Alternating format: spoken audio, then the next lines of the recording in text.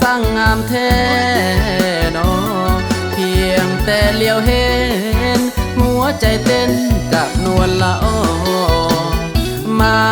ท่องเที่ยวแม่นบ่มีที่พักแล้วบอกควันตาอ้ายจ๋าแนะนำคนงามด้วยความจริงใจบ่อนพักอาศัย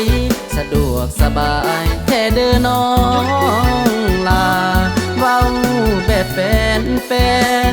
บ่แม่นอายโฆษณาได้มาฮอดเมืองลาให้มาเวะเฮือนพักอุดมพรนอนข้ามคืนจาก2-3 วันสิพาจอมควรเที่ยวถิ่นฐานเมืองลาเสียก่อนไว้พระเจ้าสิงคำหยาดน้ำขอโซขอพรหากน้องบ่มีคู่สนเป็นไทยบ้านโดนเมืองลาก็ได้เว้าจริงจากใจฟังอ้ายก่อนเด้องามงอนเพื่อนพักอุดมพร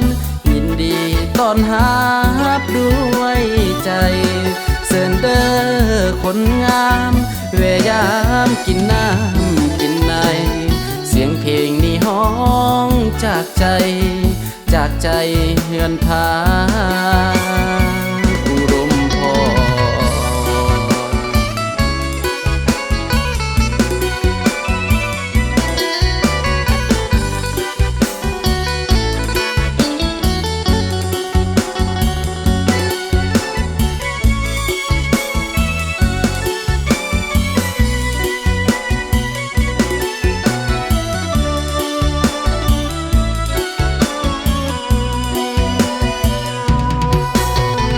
นอ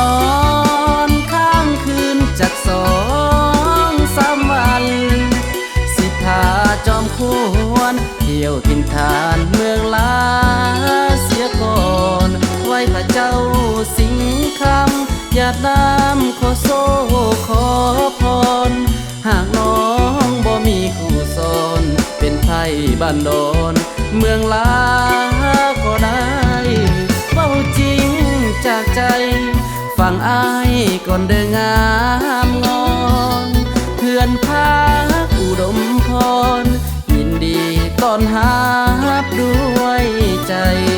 เสิร์นเด้อคนงามเวยามกินน้ำกินในเสียงเพลงนี้ห้องจากใจเฮือนพา